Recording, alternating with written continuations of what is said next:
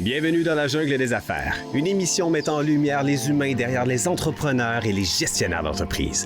Votre animateur est Jean Gauthier et ses invités vous offrent une vision unique sur les défis et les sacrifices liés à la poursuite du succès dans une entreprise. Alors préparez-vous à découvrir les humains en plein cœur de la jungle des affaires. Salut la gang, encore une fois aujourd'hui dans la jungle des affaires. Ben oui, on va parler d'affaires, on va rencontrer un homme d'affaires, on va rencontrer un coach d'affaires. Aujourd'hui, on va parler de coaching. Ça me tentait parce que, puis tu sais, vous le savez, je vous en amène pas tous les semaines des coachs, puis c'est correct, c'est voulu, mais on pourrait faire dans la jungle du coaching facilement. Puis je vous le dis parce que il y a plein de coachs, mais il y a plein d'êtres humains différents aussi. Puis ils ont tous chacun leur approche. Il y en a qui sont certifiés, il y en a qui... C'est pas grave, on tombe pas dans le cliché du gars qui s'est lancé coach ou de la fille qui a décidé d'être coach parce qu'elle a passé un obstacle. On se comprend, vous et moi. Il y en a beaucoup. Mais l'important, c'est de comprendre qu'il n'y a pas un athlète qui a gagné aux Olympiques sans coach. Moi, j'en ai pas vu. Si vous en avez vu, là, appelez-moi, dites-moi là. Moi, j'en ai pas vu. Alors, on a tous besoin d'un coach. J'ai mon coach. J'en ai même eu deux à un moment donné dans une période de ma vie. On peut avoir un coach d'affaires, on peut avoir un coach de vie, on peut avoir un coach en entraînement physique. Un coach, c'est un coach. C'est le fun, c'est trippant. Et c'est des gens altruistes. C'est des gens qui ont le goût de donner. Ils ont le goût de partager ce qui était bon pour eux, peut-être, ou ce qui était bon pour leur clientèle, puis ils ont le goût de redonner. Fait qu'aujourd'hui, on reçoit Daniel Voyer. Salut, Dan. Hey, salut, Jean. Tu permets que je t'appelle Dan? Dan, tout le monde m'appelle Dan. Bon, c'est cool. Tu pourras m'appeler Reg maintenant, si ça te tente. Il n'y a pas de problème. Daniel Voyer, qui a fait la route. T'arrives de la Beauce, là. Ben oui, oui. T'es à Sainte-Marie? C'est ça, oui. Sainte-Marie. Alors, Ouais. Sainte-Marie, on salue les gens de Sainte-Marie-de-Beauce, tabarouette. Saint-Georges aussi. Ben oui, l'école d'entrepreneurship, on les aime beaucoup aussi. Bon, c'est grand, hein? Ouais. Puis, oui, c'est vrai que c'est grand. C'est grand. Oui. Parce que quand tu dis je m'en vais à Saint-Georges, là, c'est bien plus loin que Sainte-Marie. Ah oui. Hein, C'est le long de la rivière, hein? Fait qu'on se rend au bout, pratiquement aux frontières. Ouais, c'est ça. T'es quasiment rendu aux States. Hey, Chez notre ami Donald. Exactement. Hey boy, on n'embarquera pas On là. n'embarquera pas là-dedans matin. Non, mais on pourrait faire un podcast complet là-dessus puis dire Absolument. dans la jungle de la politique, de la géopolitique, C'est ça. qu'arrivera-t-il de notre beau Canada, hein? Ouais. Mais c'est pas le but aujourd'hui, Daniel. Écoute, je suis allé voir ton LinkedIn, puis moi, ce que j'aime, c'est que tu t'adresses à des gestionnaires. Oui.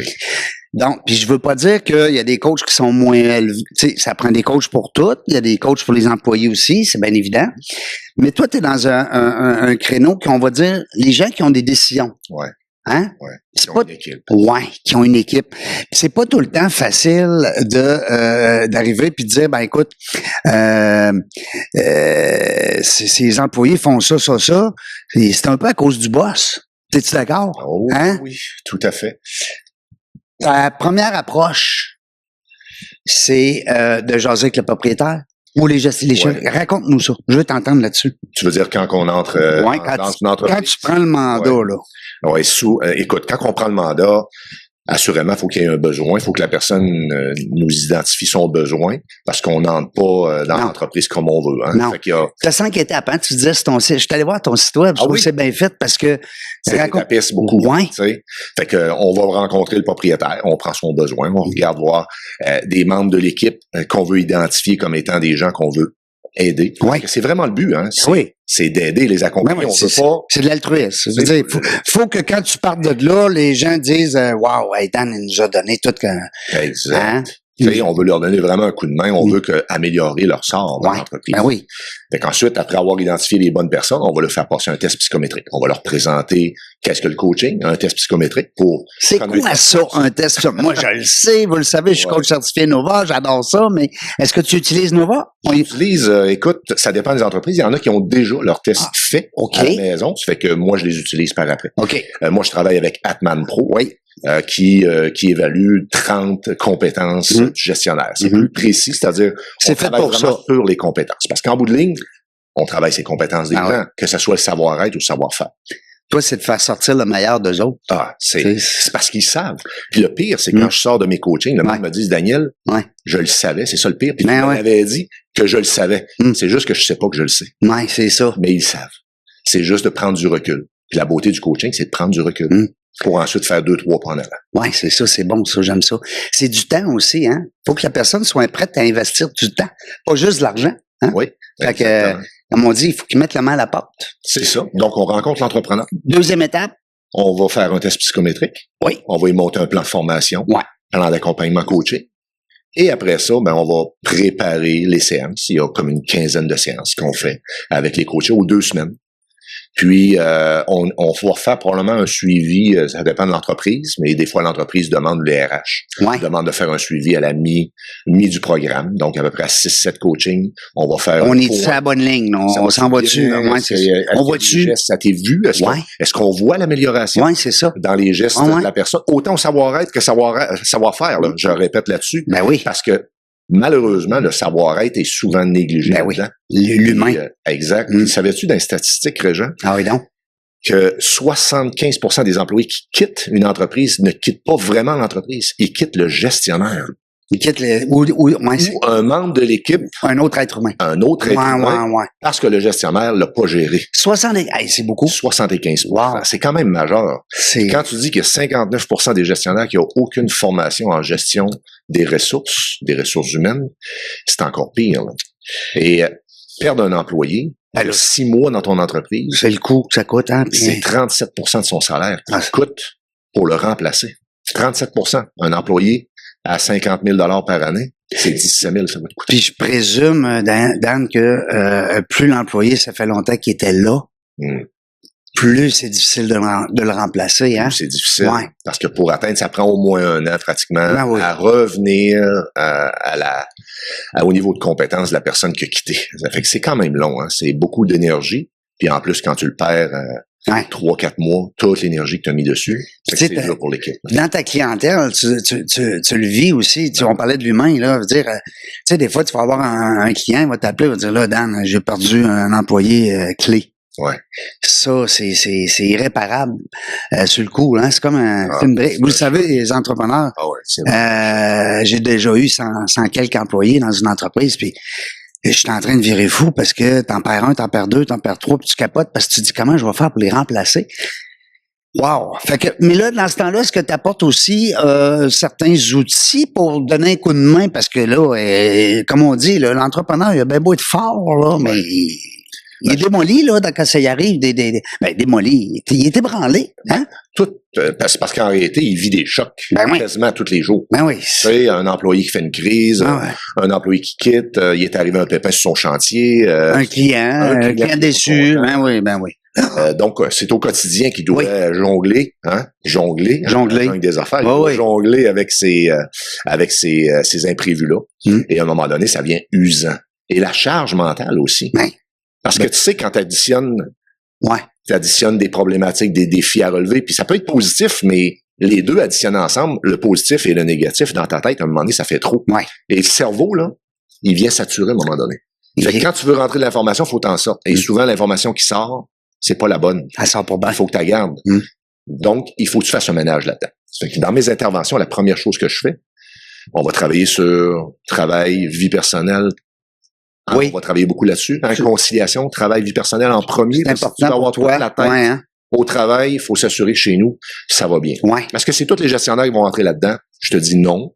Mais je te dirais que 90% des gestionnaires à qui j'ai fait cette proposition-là de commencer par là. Donc, il y en a des jeunes gestionnaires, ils ont 3 enfants à maison. Conjointes.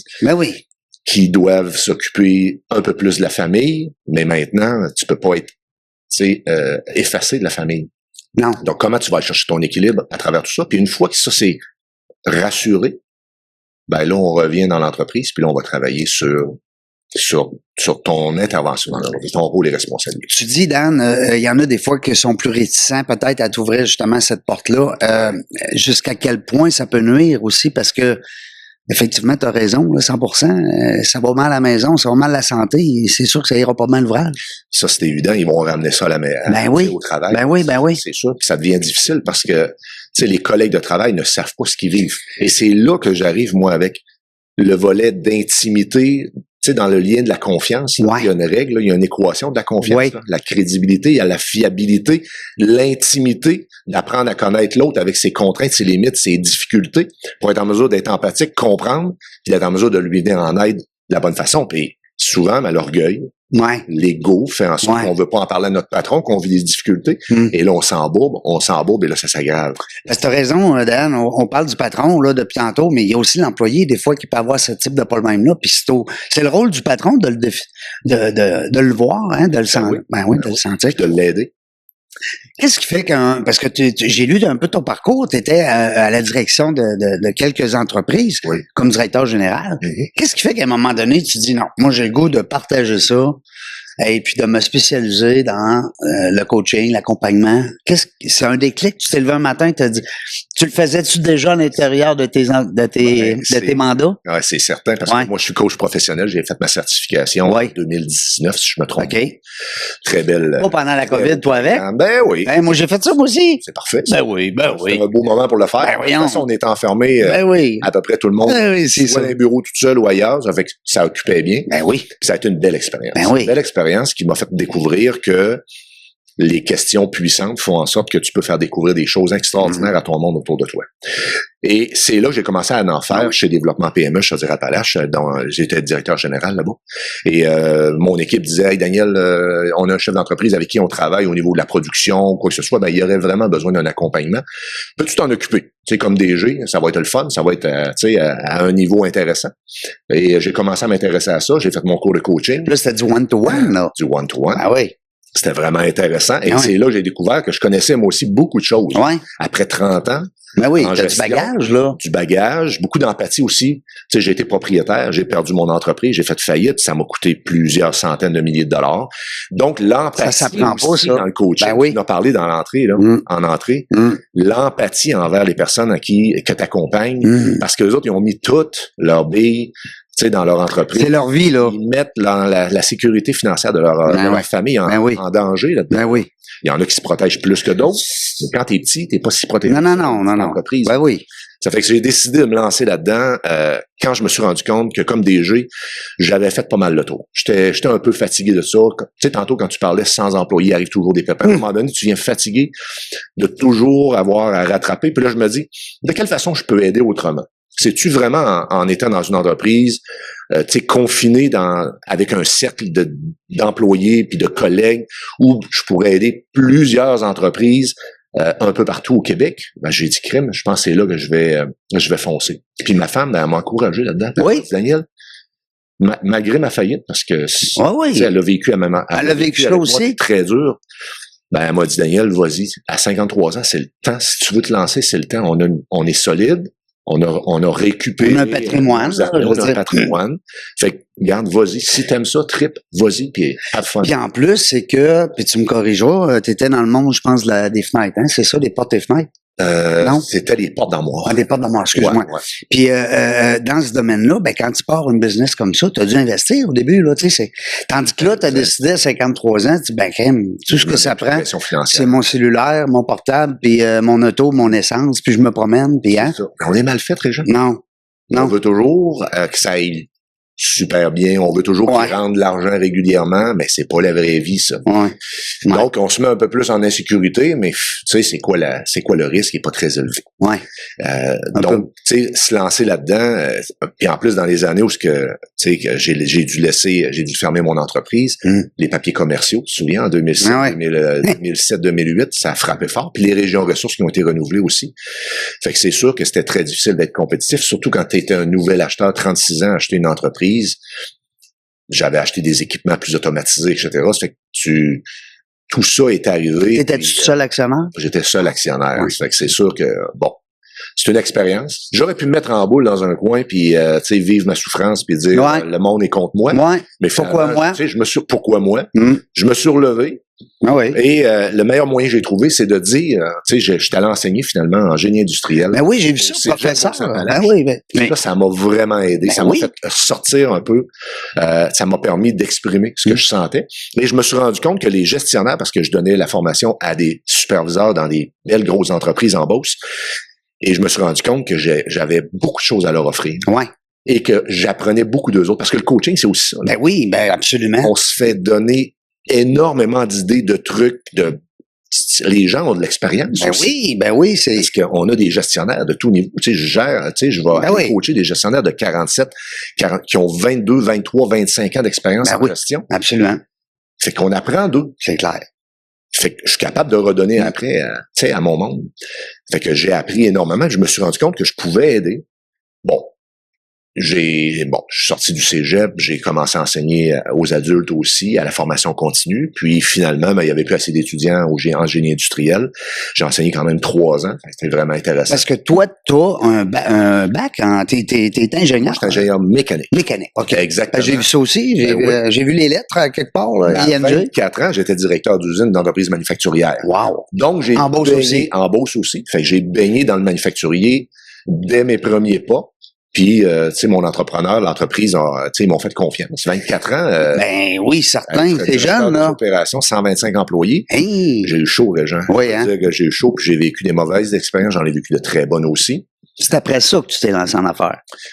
J'ai été 3 ans comme directeur des opérations. Ensuite, j'ai été directeur général. J'ai été directeur des opérations dans une plus petite entreprise, plus proche de chez nous aussi, pour me rapprocher de ma famille. Et ensuite, on est venu me chercher comme directeur général d'une entreprise qui est pas une multinationale, mais qui avait des tentacules. Des tentacules aussi. Mm-hmm. Fait que c'était une belle petite usine à Saint-Georges-de-Beauce que j'ai été. Il y a des beaux entrepreneurs, Saint-Georges-de-Beauce, là. C'est une belle man. Confiance. Oui. Daniel, on a besoin de toi. Ouais. Finalement, j'ai travaillé 8 ans pour cette entreprise-là comme directeur général. Qu'est-ce qui fait qu'ils vont te voir et qu'ils te disent, Daniel, j'ai besoin de toi? C'est des gens qui te connaissaient ou c'est ta réputation? Présentement comme coach? Mais non, je me remets là. Les chasseurs de tête. Ah, c'est ça. C'est les chasseurs de tête. OK. Les autres sont très actifs. Hein. Ça fait qu'ils regardent les profils, ils regardent la région, ils font un tri, probablement LinkedIn, ils se font... Tu peux peut-être avoir recours aussi à ces gens-là, toi, des fois, dans le cadre de ton métier, parce que veux pas, on parlait de perte d'emploi tout à l'heure, tu sais, quand un contrôleur, je sais pas, moi, qui vient de quitter, après 10 ans de loyer au service, faut t'en trouver un autre.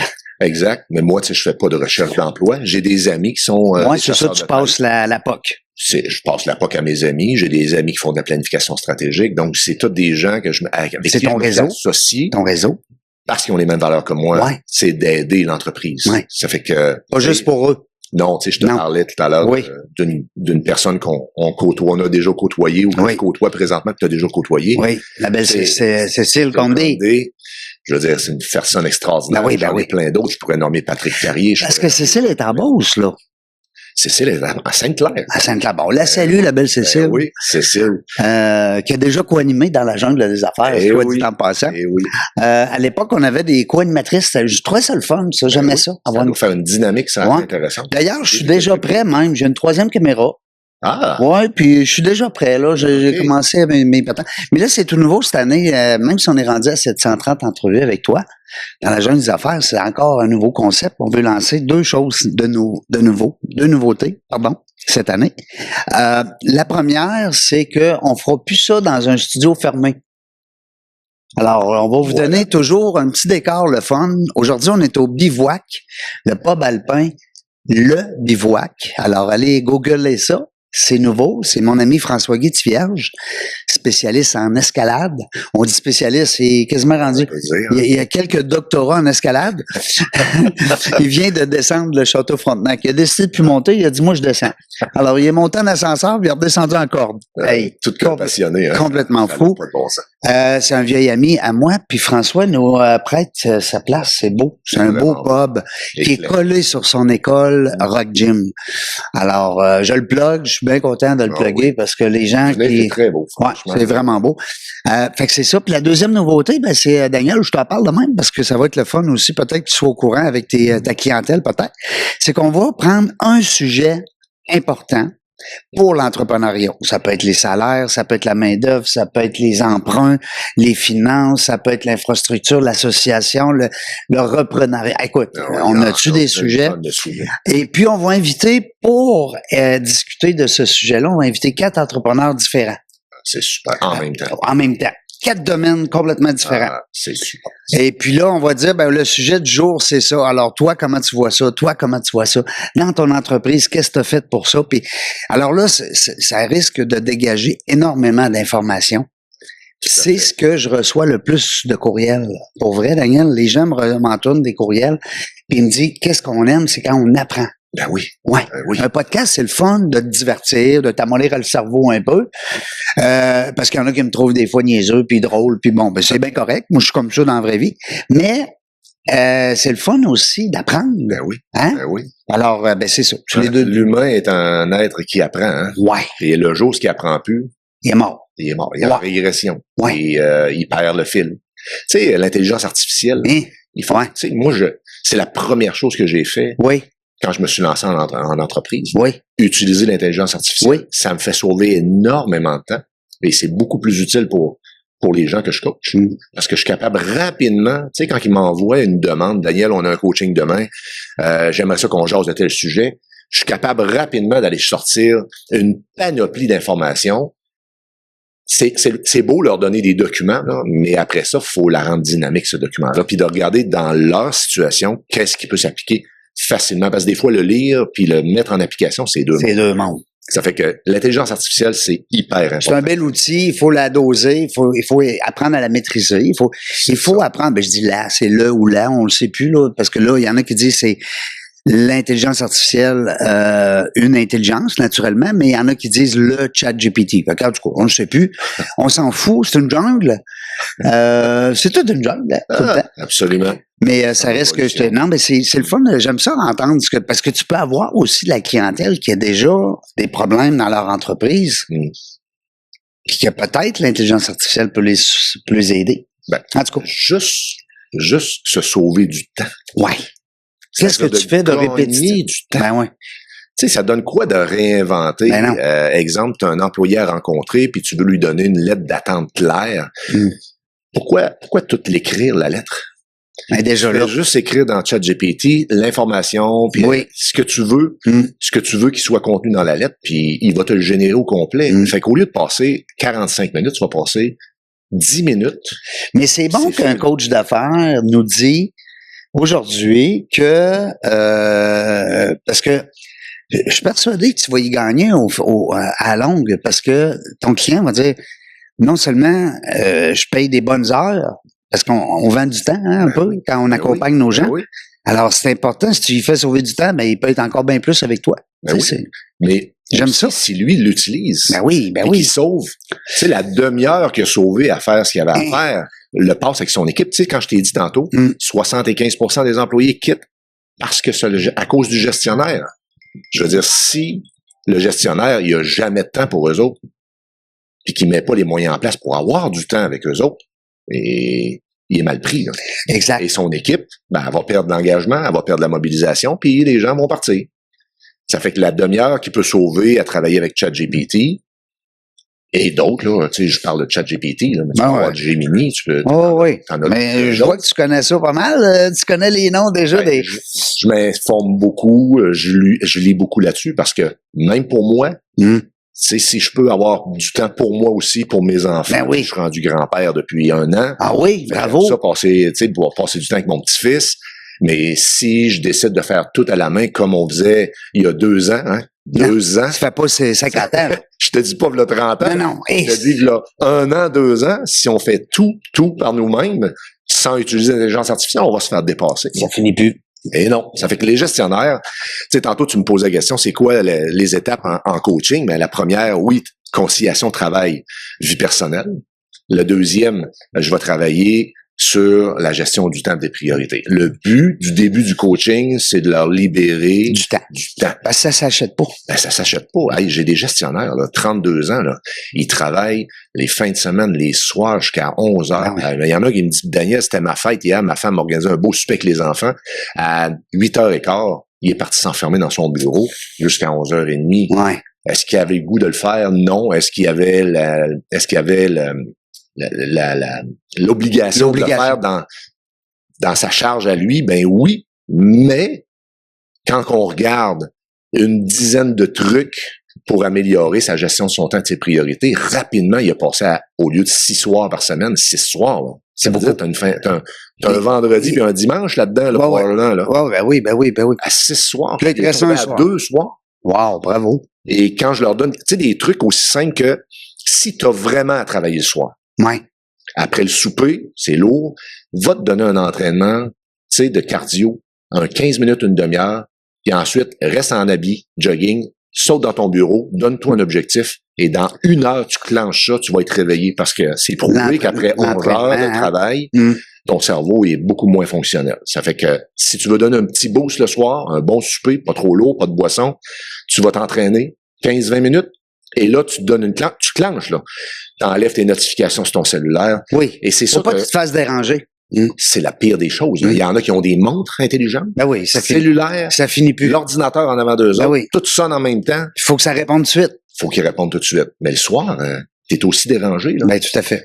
Fait que, tu sais, on va travailler cette deuxième notion-là. Donc, la première, c'est comment ça va à la maison, puis quel temps optimal tu pourrais passer à la maison. Deuxième, c'est comment tu peux mieux gérer ton temps pour pas avoir d'impact sur ta famille et qu'il y ait un meilleur impact sur ton travail.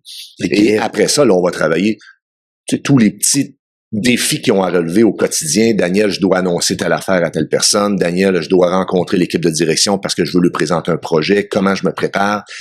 Ils vont ressortir avec 2-3 plans d'action là, dans une séance d'1 heure et demie. 2-3 plans d'action. Donc, l'heure qu'ils ont passé avec moi, l'heure et demie qu'ils ont passé avec moi, va leur permettre de sauver probablement 4-5 heures de préparation pour foncer le reste de la semaine. Parce que souvent, ils me disent « Hey, ça revient vite, le coaching, Daniel. Oui, mais qu'est-ce que ça t'a apporté dans les 2 dernières semaines? Ouais. Ah ben, ma réunion était préparée, mes points étaient là, ça a fonctionné. J'ai présenté ça.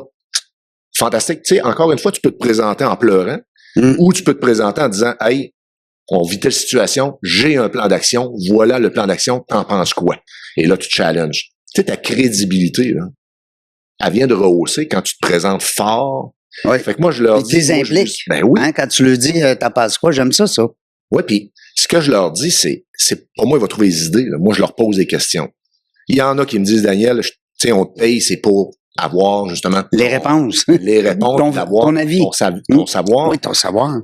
Donc, je fais un mix des deux un petit peu. Tu sais, le coaching, vraiment, ce qu'on nous apprend dans le coaching, c'est de poser des questions puis d'amener la personne à trouver ses solutions puis à passer à faire son plan d'action.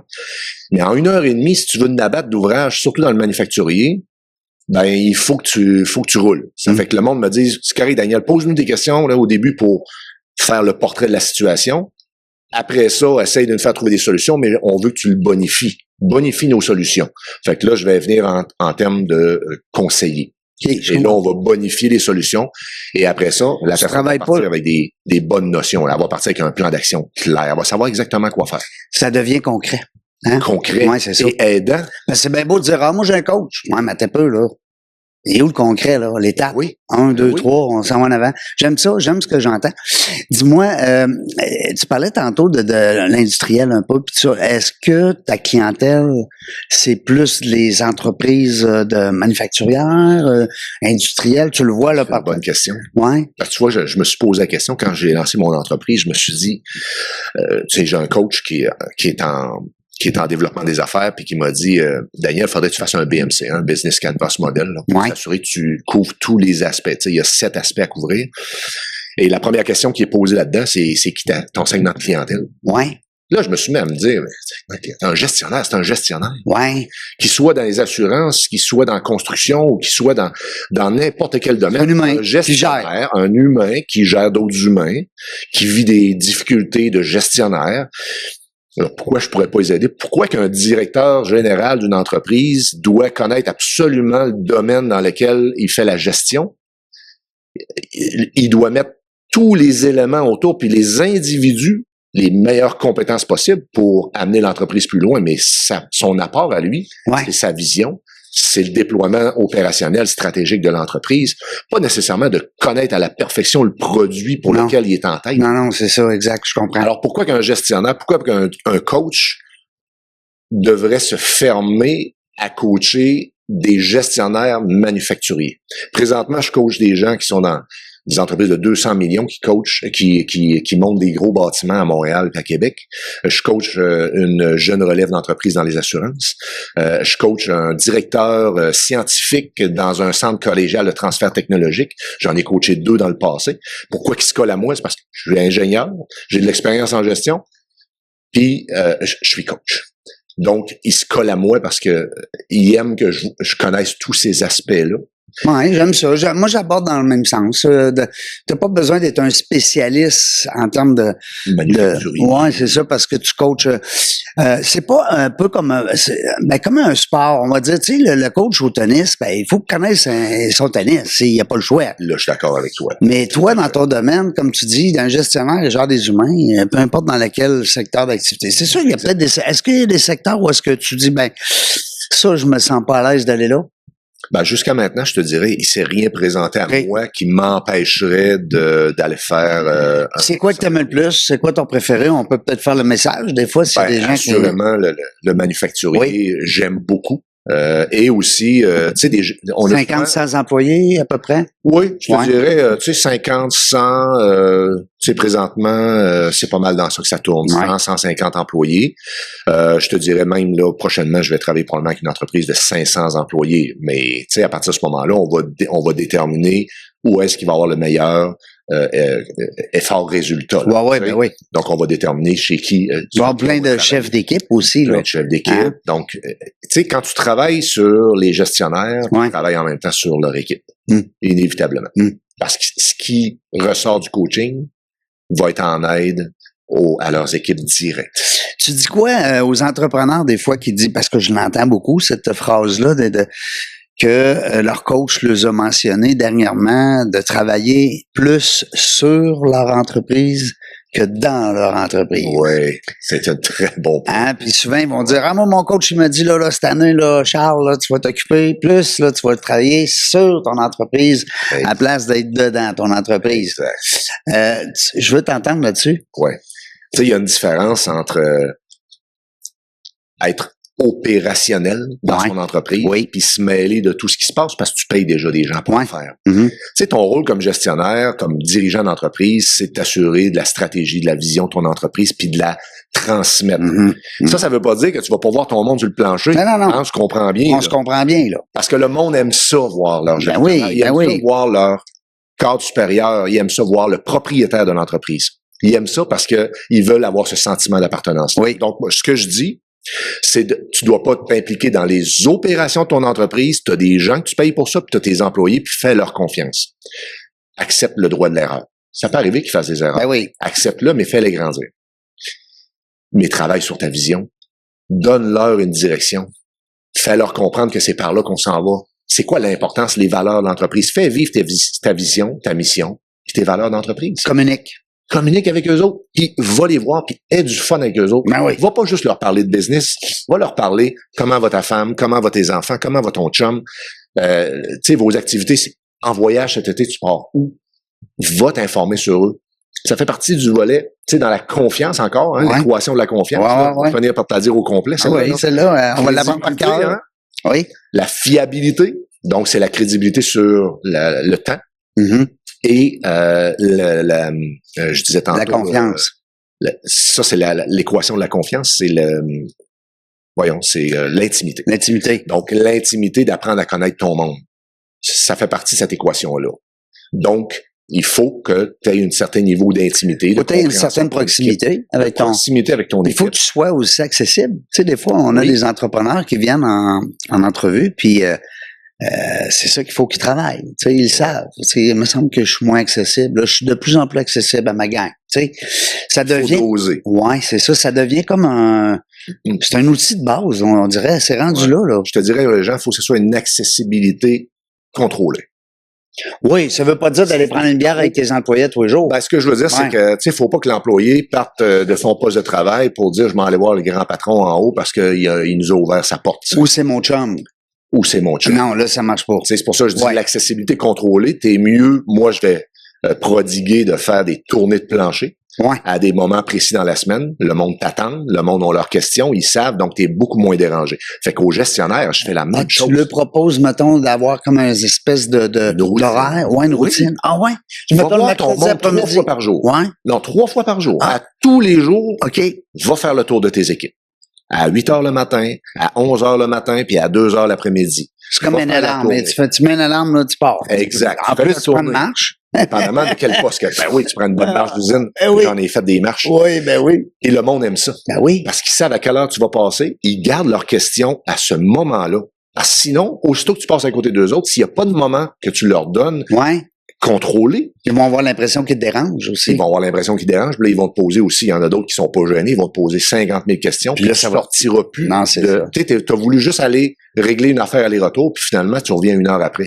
Fait que quand je dis contrôler son accessibilité, c'est de faire attention de ne pas se mettre trop accessible, de se mettre accessible au moment que tu auras choisi, toi. C'est ça qui arrive une bombe, là. Ben oui, t'es obligé de lâcher tout ce que t'as à faire. Ben oui. Hein? On se comprend. Il y a de l'urgence là-dedans, mais ça reste que. Mais j'aime ça. Tu sais, j'aime ton approche parce que. Puis tu sais, je te l'ai dit tantôt, on a jasé avec d'autres coachs aussi dans le passé. Puis c'est ça qui est le fun. Vous êtes tous différents. Vous avez tous une approche différente. Il n'y a pas un coach. Des fois, tu vas dire, lui il est bon, lui il est moins bon. C'est pas qu'ils sont moins bons, c'est qu'à un moment donné, ils te rejoignent peut-être moins. Tu sais, c'est ça. Puis magasinez-les vos coachs. Voilà. Vous avez le choix, comme on dit, vous avez l'embarras du choix. Des fois, ça peut être aussi par référence. Est-ce que c'est là que tu vas chercher ta clientèle beaucoup? Ben, écoute, un bel exemple ce matin. J'appelle un de mes coachés qui me parle la semaine passée. Il me dit, la semaine passée, je jouais du hockey avec un de mes chums qui est propriétaire d'une entreprise d'escalier. OK. Puis on parlait un peu de Trump, de ce qui se passait, puis de ce qu'il mettait dans son entreprise en place pour s'aider.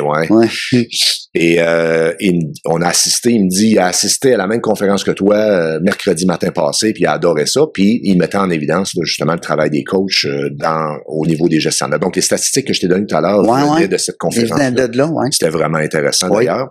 Et là, ce matin, j'ai écrit, j'ai dit, hey, tu sais, ton chum David, là, j'ai dit, hey, serais-tu capable de me mettre en contact avec? Tu sais, juste d'avoir ses coordonnées puis lui demander si il est intéressé à ce que je l'appelle. Il dit, Daniel, moi, j'ai déjà parlé de toi la semaine passée, j'ai parlé de qu'est-ce que tu m'apportes, etc. Puis il dit, laisse-moi 5 minutes. Hey, 5 minutes après, j'avais LinkedIn du gars, j'avais son numéro de cellulaire et il avait téléphoné ce gars-là. Il a dit, hey, tu lui diras de me téléphoner, ça va me faire plaisir. Ben oui. Fait que c'est la meilleure porte d'entrée. C'est ça. Tandis que cette semaine, j'ai tenté de communiquer avec différentes entreprises. J'ai envoyé des courriels. Pas pareil, j'ai appelé pour essayer d'avoir des adresses courriels, des numéros de téléphone, c'est très difficile d'aller rejoindre un nouveau qui te connaît pas. Qui te connaît pas, c'est ça. Et même ceux qui te connaissent, ils ont pas de besoin, ils veulent pas te décevoir. Ça fait que ils osent pas te retourner des messages. Donc, ils sont comme ça. Mais on dit ils ont pas de besoin, c'est soit qu'ils en ont un autre ou ils savent pas qu'ils en ont besoin. Parce que les entrepreneurs, vous savez, on a tous besoin de coach. Oui, on a de coach ou autre. Une paire de yeux. Moi, j'aime ça avoir une paire de yeux. Moi, c'est ce qui me manque le plus dans mon entreprise, en toute franchise. Là. Parce que là, oui, j'ai une petite équipe, OK, on fait tu sais, la technique, il y a de la technique à l'arrière du podcast, mais comme dans mes conférences, je suis seul, là. Ben oui. Tu sais, fait que c'est Gauthier Stratégie et Régent Gauthier tout court. Fait que tu sais, c'est le fun d'avoir un autre regard. Que ce soit un chum, tu sais, des fois demander l'avis d'un ami ou c'est pas trop dans la famille parce que la famille, les autres ils veulent ton bien, fait qu'ils c'est biaisé parce que ils veulent pas que tu te fasses mal, ils veulent pas que tu sais, fait ils veulent être beaucoup plus prudents, tandis que toi t'es plus un risqueux là. Ouais, ben c'est ça. Une personne qui va prendre plus de risques, des fois c'est pas toujours compris. C'est ça, c'est pas toujours compris. Puis quand t'as les yeux d'une autre personne, moi j'ai un bon chum, Steve, je le salue, des fois il nous écoute, il est dans la construction Saguenay. Puis on se parle, lui il me parle de sa business de construction, moi je lui parle de mes affaires, tu sais, fait que c'est le fun. Puis des fois il m'arrive, il me dit "Hey, as-tu pensé à l'affaire?" Hein? Puis moi c'est pareil, tu sais, moi je suis pas en construction. Fait que des fois d'avoir le regard extérieur, neutre. Mon grand-père il disait quand t'es 2, t'es 3. Bon, là, j'étais là, qu'est-ce qu'il veut dire quand t'es 2, t'es 3? Oui, il dit quand t'es 2, t'es 3. Mais j'ai dit, explique-moi ça, grand-père, là, parce que je comprends pas. Fait qu'il dit, moi, je suis avec toi, on est 2. Il dit, oui. Mais il y a quelqu'un qui nous voit. Parce que si moi, je veux te comprendre comme faut que je me place là. Exact. Hey, Seigneur, ça m'a pris du temps à comprendre ça, mais c'est vraiment vrai. L'intelligence collective. Ouais, c'est ça. Parce que le troisième, c'est votre relation, vous deux. Ouais. Tu sais, il y a toi. Il y a ton père, ton collègue, ton ami. Et il y a vous deux ensemble, partagez vos expériences, vos connaissances. Puis des fois, c'est de belles anecdotes. Ben oui, puis des fois, c'est fort. Ben oui, ce que tu me viens de me dire là, tu sais, si tu me permets, je vais la réutiliser. Ben oui, parce que dans l'intelligence collective, c'est beau de parler d'intelligence collective, mais quand tu fais comprendre que tu es beaucoup plus fort à 3 qu'à 2, ensemble, à 4 seul. Tu sais, j'ai un gestionnaire dernièrement, il me dit, Daniel, je suis débordé, j'y arrive plus, 12 chantiers à gérer, il n'a par-dessus la tête, il y a un gros chantier qui utilise pratiquement tout son temps de semaine, de jour. Là. Fait que lui, le soir, puis la fin de semaine, il est obligé de rattraper les autres chantiers. Et là, il est en train de n'échapper. C'est très, parce que quand t'es partout, t'es nulle part, hein. Oui, c'est un jeune père de famille en plus. Ah ouais, hey boy, ouais. Fait que, tu sais, ce que je lui ai dit en premier, est-ce que tu dois vivre ça toute seule? Ouais. Et là, t'as vu les points d'interrogation dans ses yeux. Ouais. Parce que là, tout son ego parlait, là. Tu sais, le risque de dire que j'y arrive pas. Ben. Et juste de travailler. Qu'est-ce qu'ils vont dire? Qu'est-ce qu'ils vont penser? Oui. J'ai dit, t'as 2 choix. Tu continues comme ça, puis à un moment donné, tu vas frapper le mur. Ben oui. À peu près. Solide. Personnellement, ta famille va y goûter. Puis toi, puis tu vas perdre la crédibilité aux yeux de ton entrepreneur. Parce que si tu aggraves le cas, puis qui sait que ça fait longtemps que tu le sais, puis tu l'as pas dit, ta crédibilité va en manger un coup là, pour l'avenir. Ah oui. Ah, parce que les gars, souvent, veulent pas parler. J'y arrive pas. Ouais. Mais pas arriver, j'y arrive pas de plan d'action. Non. J'y arrive pas, mais voilà ce que je propose qu'on pourrait, si vous voulez m'aider, voilà ce que je propose qu'on pourrait faire. Fait que là, nous autres, on a décortiqué ensemble. C'est vrai besoin. C'est grugetant. Ouais, c'est grugetant. Les chantiers sur lesquels on pouvait monter un petit peu en responsabilité certains membres de l'équipe pour lui se dégager de certains aspects. Fait qu'on a travaillé sur un plan d'action. Le lendemain, il m'a tout envoyé son plan d'action refait, là, bien fait sur un fichier. Puis il m'a dit, je rencontre mon président demain. Si on n'avait pas eu cette séance coaching-là, ce gars-là continuait à s'enfoncer. Ben oui, ça en allait dans le mur. Par orgueil, par ego. Il est jeune, il veut défoncer des murs, il veut montrer qu'il est bon. Il est bon. C'est ça qui est le pire. Ils sont tous bons. Là. Ben oui, ben oui, ben oui. En tout cas, ça gagne, je coach là-bas. Là. C'est pas... tous des jeunes gestionnaires de moins de 35 ans qui coachent, qui gèrent du monde. Là. Ben oui. Beaucoup, des gros chantiers. Des gros chantiers, de l'argent. Et de l'argent. Du risque. Ben oui. Du risque. Fait que lui, il est reparti avec un plan d'action, il me l'a envoyé, puis il est soulagé. Quand il est reparti, là, tu sais, il a fait un souffle de... C'est ça de l'accompagnement. Ben oui. Puis tu sais, puis même si là t'as été payé, c'est ton travail, mais mettons que t'es même pas payé, ça te fait une partie de ta paye.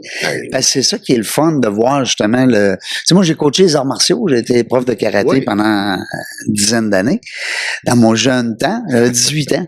Ah ouais. Quand j'ai commencé ça, ouais. Puis c'était tellement ressourçant, puis comment est-ce qu'on pourrait dire ça? C'est valorisant. C'est valorisant. Oui, parce que surtout dans les arts martiaux, dans le karaté, nous autres, on voyait les ceintures. Fait que, tu sais, on voyait une blanche, une jaune, une orange, une violette, une bleue. Fait que, tu sais, on voyait l'évolution. Ben oui. C'est beau de voir ça. Hein? Oui. En plus, ils nous payent parce que l'école de karaté, ben, il faut qu'ils payent le cours. Mais ça reste que la partie de la paye, c'est de voir justement on va dire ton poulain, ou en tout cas ton client, évoluer. Le voir évoluer. Sortir peut-être d'un burn-out. C'est son monsieur, là, il s'en allait peut-être là. Il s'en allait là. Assurément, puis tout le monde le voyait. Mais tout le monde en a plein le culotte. Ouais. Ça fait que le monde n'ose pas aller s'en remettre ses épaules. Mais non. Mais ce que je lui ai expliqué, c'est que, ça c'est un autre truc, c'est, dis-toi une chose, c'est que si tu dévoiles ta problématique, puis tu vois là que c'est plus grand que toi, là, ce qui va arriver, c'est que tous les autres, si vous êtes vraiment une équipe en cohésion, tous les autres vont reprioriser leurs tâches et ils vont se libérer du temps pour venir te donner un coup de main. Parce que pour le bien de l'entreprise. Oui. Et ouais, c'est l'esprit d'équipe. Oui, ben oui, tout à fait. L'esprit d'équipe. C'est la solidarité qui va l'emporter. Puis, mais faut-il, tu l'as dit, Dan, faut que tu parles. Ouais. Hein, faut que tu le dises. Parce que malheureusement, le corps humain, même avec l'intelligence artificielle, on n'a pas encore un bouton qui allume dans le front qui dit je t'aboute. Mais des fois, ça se répartit dans le caractère. Il y a des gens, des fois, qui deviennent un peu plus on va dire impatient, ou tu sais, puis là, le caractère change, là. Fait que tu te dis, ben peut-être qu'il vit quelque chose, puis tu sais, on peut se permettre. Mais le coaching, écoute, il est là pour ça. T'es le premier à qui il va appeler, là. Tu sais, je veux dire, il aura pas peur de te le dire à toi. Non, on est neutre. Mais c'est ça. Tu le juges pas. Moi, c'est ça. Exactement. T'es pas dans le jugement. Parce que je suis empathique à ce qu'il vit. Parce que je sais ce qu'il vit. Puis en plus, tu as déjà été entrepreneur. J'ai déjà été entrepreneur. Tu as été directeur général des grosses boîtes. Alors toi, tu as eu 17 chapeaux que tu peux placer sur ta tête quand tu jases avec. Exact. C'est ça qui est le fun. Puis est-ce que tous les coachés, c'est des bons coachés? Non. Ben, il y en a qui ont pas l'humilité pour comprendre. Il y en a qui vont t'obstiner. Mais à un moment donné, il faut que tu fasses ce qu'il faut. Tu sais, comme coach, je lui dis, là, faut arrêter ça là. Puis tu peux pas faire la job à sa place. Non. Hein? Non. T'sais, mais moi, je veux que tu me répondes, là, ta vision du mentoring. Parce que il y a une différence entre le coaching et le mentoring. Puis je suis persuadé, peut-être même que toi, tu as des mentors aussi, mais je veux t'entendre là-dessus. Parce qu'il y en a des fois, ils disent, moi, je suis correct, j'ai un mentor. Ouais. Hein? T'entends ça? J'en ai. Moi, j'ai pas besoin, Daniel, que tu sois mon coach, j'ai un mentor. Exact. Explique-nous ça à nos auditeurs, nos auditrices, la différence entre le mentoring, selon toi. Tout à fait. Donc, si on commence, le coaching, c'est un mandat. Hein, on s'entend? Ça coûte de l'argent. C'est un projet, c'est un début, c'est une fin, puis ça coûte de l'argent. Donc, tu vas chercher les compétences d'une personne pour aider ton monde à s'élever. Dans ton entreprise, développer leurs propres compétences, savoir-être, savoir-faire. C'est ça le coaching. OK? Le mentorat, c'est un chef d'entreprise qui décide de donner du bénévolat pour aider d'autres chefs d'entreprise à prendre du recul par rapport à leur entreprise. Donc, ils vont se rencontrer sur un plus long terme. Souvent, ça va faire des relations d'1 an, 2 ans, 3 ans. Ça devient des chums. 4 ans, ça devient des amis. Ben oui. Il y en a que je connais qui se côtoient, qui a les conjointes. Il y a même des réseaux, des fois. Il y a des réseaux de mentorat. Ben oui, mentorat d'affaires en Chaudière-Appalaches, c'est très gros. Là. Est-ce que je me suis déjà présenté au mentorat disant, je voudrais faire du mentorat, mais je rentre en conflit d'intérêts. Ouais. Parce que je coach. Oui. Donc, c'est comme un conflit d'intérêts, puis c'est un peu paradoxal ce que je dis là. Oui, mais c'est bon. Ça reste que quand tu fais du mentorat, puis là, tu vois que ton mentor a des difficultés, ton mentoré a des difficultés, comme coach, tu as le goût de l'aider. Ouais. Mais là, tu es obligé de référer quelqu'un d'autre. C'est parce que tu peux pas le coacher. Non. Ça fait que... Parce que lui, c'est pas habitué quand tu lui parles qu'il te paye. Exact. Ça fait pas partie de la routine. Rentrer là-dedans, parce que quand tu commences à rentrer dans ses opérations, dans son quotidien, là, t'es dans le coaching. Là, tu es vraiment dans le coaching. Après ça, ton regard neutre de l'accompagner puis d'élever l'entrepreneur, tu sais, l'humain, l'entrepreneur, quand tu as des soupers avec, un dîner avec sur plusieurs années, ça vient de briser, ça vient de se briser un petit peu. Fait que c'est pour ça, Dan, que les gens qui nous disent, des fois, j'ai pas besoin d'un coach, j'ai un mentor, peut-être qu'il y aurait peut-être lieu de regarder un petit peu cette possibilité-là d'aller chercher un coach. Ça veut pas dire qu'ils n'auront plus besoin du mentor. Ah non. Hein? C'est pas pareil. Ils ont toujours le besoin. Parce que le mentor, c'est un chef d'entreprise à succès, on va se le dire. Donc, c'est une personne sur qui tu peux t'épauler puis qui va te rassurer. Tu sais, quand il arrive des périodes difficiles comme on vit actuellement, c'est là que tu vas avoir quelqu'un qui va te dire, « Hey, Joe, je l'ai déjà vécu, ça. Faut que tu sois patient, mais tu sais, il y a des choses qu'il faut que tu mettes en place, il faut que tu bouges. Reste pas dans ton coin, il faut que tu bouges. Bon, tu te sens comment à travers tout ça? Donc, je te dis pas qu'il n'y a pas des mentors qui feront pas du beau travail. Service conseil, coaching. Oui, on s'entend. Ben oui. Parce que, veux pas, c'est un peu mélangé. Ben oui, puis eux autres, les mentors, tu l'as très bien dit tantôt, Dan, c'est déjà des chefs d'entreprise. Alors, c'est déjà des gens que juste en te disant qu'est-ce qu'eux ont vécu, juste en te partageant ce qu'ils ont vécu, ça peut t'aider. Ça fait du bien. Ben oui, ça fait du bien, c'est clair. Ça fait du bien. Ils te comprennent. Ils comprennent, puis tu sais, moi, un jour, je vais être mentor. Oui. Ah oui? Un jour, je vais l'être. Ah ouais. Tu sais, j'ai déjà approché mon ami Tony Gingras, qui est en charge du mentorat en Chaudière-Appalaches, puis c'est avec lui, en discutant avec lui, j'ai décidé de pas me lancer là-dedans parce que je me nuisais. Mais un jour, je vais l'être. Puis quand on dit un jour, moi, j'aime ça entendre ça, cette phrase-là. Un jour. C'est que on a pris position sur une chose, on l'a vu, on l'a visualisé, tu l'as peut-être même écrit à quelque part. Mais c'est quand, ce jour-là, pour toi, c'est-tu à un moment donné rendu à la retraite ou tu sens que tu as encore beaucoup de jungle à éclaircir, mettons? Ouais. Tu as encore beaucoup à donner. Comment je dirais, c'est pas difficile physiquement. Tu peux faire ça longtemps. Tu peux faire ça longtemps. Ah oui, c'est le fun. qui t'aide. T'as pas une journée pareille, toi, là? Non, pas une journée pareille. Fait que moi, du coaching, je peux en faire. C'est sûr qu'à un moment donné, un jeune de 23 ans qui voit un coaché de 67 ans arriver, ça peut arriver que la crédibilité, puis la confiance... Ouais, surtout si tu pars en disant « dans mon temps ». Ça fait mal. Faut pas que tu dises ça, hein? Oh boy. Ouais, t'es jeune, pas mal, tu comprends pas ça. Ouais, Colin, non, ça, c'est deux phrases à proscrire. Je me souviens à 24 ans, je me faisais dire ça, m'a dit une affaire. Le vieux pote. Je voulais manger, je voulais mordre de ce fille. Oui. Mais, tu sais, jusqu'à ce que, peut-être que je me sente plus à ma place. Ben, on le vivait, nous autres, je dis nous autres parce que dans les arts martiaux, c'est un peu ça. Plus tu avances en grade, là, tu sais, les premières dames, deuxième dames, je salue mon prof Clermont qui était rendu à 10e dame.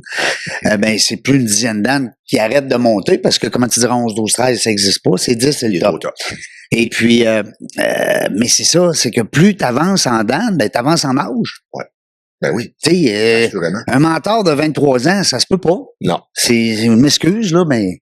Un coach de 23 ans, il y en a, tu sais, il y en a qui ont suivi leur cours de coaching avec moi. Oui, il était jeune. Puis, les coachs jeunes, t'en as vu? Les coachs de 26, 27, 28 ans. Mais ça doit être plus difficile au niveau de la vente. La crédibilité, c'est plus difficile. Tu sais, je le vois, je le sens, ils me le disent. Oui. Mais j'en ai qui se sont spécialisés. Ouais, t'as pas le choix. C'est niché, là. Une mère de famille, à 28, 29 ans, qui a eu 1, 2 enfants, puis qui décide d'accompagner des mères qui reviennent sur le marché du travail après avoir eu des enfants. Vois-tu, Ils sont en plein dedans avec sa crédibilité, là. Puis ils comprennent. Un coach qui va vouloir gérer, qui va vouloir coacher des gestionnaires à 26 ans, quand il a même pas géré une équipe, il aura beau suivre des cours universitaires puis son MBA. Non. Mais on s'entend que la crédibilité, puis je dis pas qu'il peut pas être bon. Non. Il y a probablement il peut avoir des outils théoriques. Il peut être aussi bon qu'un autre, mais comme tu dis. Mais sa crédibilité. C'est ça. Puis on dit aussi bon. Tu sais, l'expérience, là, c'est peut-être parce que je vieillis que je me dis que l'expérience, c'est le fun, là. Ouais. Parce que c'est la seule affaire qui nous revient. Il n'y a personne qui peut le reprendre. En vieillissant. Hein? C'est un cadeau. C'est un cadeau de la vie. C'est un cadeau qu'on s'est fait avec le temps. Ben oui, puis on peut pas l'apprendre autrement que de le faire. Non. Mais ça reste que compétence pour compétence, on va y aller avec l'expérience. Les cheveux gris, c'est bon, les cheveux gris. C'est ça, je me fais pas peindre. Daniel Voyer, c'était le fun. Belle entrevue, j'aimais ça. Je trouve ça le fun. Merci. T'es un coach inspirant. Ben, j'espère. Puis faites-vous accompagner. Ben oui. Tu sais, l'orgueil, mettez ça de côté, puis faites-vous aider. Allez chercher un regard extérieur. Oui. Puis vous allez voir que c'est grandissant. Vous allez voir que la gestion se fait complètement différente. Oui, puis moi, je vois le coaching comme étant un investissement sur soi. Tout à fait. Alors, c'est un beau cadeau. C'est un beau cadeau. On va dire des fois, c'est peut-être une jungle un peu de choisir le bon. C'est vrai, je vous le concède. Mais, ou la bonne, hein, parce qu'il y a des bonnes Céline aussi, Cécile, pardon, qu'on salue. Mais, un coup, t'as le bon ou la bonne, garde-les. Garde-les, puis utilise-le. Même si tout va bien, continue de temps en temps. Oh oui, alimente-le aux 2-3 mois, un dîner juste pour voir comment ça va, où t'es rendu. Et nous autres, ça nous fait vraiment plaisir. Oui. C'est pas tout le temps facturable. Là. Non. Moi, si un coaché, l'autre jour, j'ai reçu un appel d'un de mes coachés, puis c'était terminé, on n'avait plus de coaching ensemble, puis il m'a juste téléphoné parce que là, il y avait une décision à prendre. On va luncher. Il voulait, pose-moi donc 2-3 questions, Daniel, pour me faire sortir de ma boîte, parce qu'il dit, là, je suis en train de tourner en rond. Bon. 2-3, il dit, tabarouette, 7 questions, là. Imagine. T'es pas obligé de facturer, puis Non. Tu sais, non, mais c'est le fun. Mais ça devient aussi une belle relation. Ça devient comme, tu sais, on parlait de l'humain, encore une fois, c'est un fit. C'est ça. Donc, en tout cas, j'espère que vous, à la maison, ou peut-être dans votre voiture, mais non, peut-être pas en YouTube, dans la voiture, peut-être, oui, en audio Spotify, dans votre voiture. Peut-être, j'espère qu'on a un fit. En tout cas, j'espère que c'est le fun. Puis, moi, je me fais un devoir à chaque fois de vous amener des gens le plus fun possible, le plus ouvert possible. J'ai ce pif-là de détecter des gens le fun. C'est ce qui fait qu'on est rendu à 730 entrevues. C'est pas 730 personnes plates. C'est impossible. On serait pas rendu là. Alors, les gens, puis continuez de m'écrire, continuez de m'envoyer des commentaires, j'aime ça. Je vous lis, je vous réponds. De plus en plus, je vous réponds peut-être pas dans le 24 heures, mais je suis pas mal pas payé, je trouve. En tout cas, je me félicite. Puis aussi, le fait que vous me donnez des conseils, c'est le fun. Des critiques aussi constructives, gênez-vous pas, c'est le fun. On veut tous grandir. Daniel Voyer, merci beaucoup. Merci, Régent. Écoute, comme on dit, il y a un vieux proverbe qui dit que quand on se connaît, on peut pas se déconnaître. Ah. Donc, on se connaît, nous autres. Hein? On est connectés. La gang à la maison, on ne sait pas quand est-ce qu'on va venir. Vous le savez, dans le jungle des affaires, on ne le sait jamais. Mais une chose est sûre, on va avoir du fun. Merci d'avoir écouté La Jungle des Affaires. Pour participer à l'émission, rendez-vous sur notre site web dans lajungleDesAffaires.ca. À très bientôt pour une prochaine entrevue.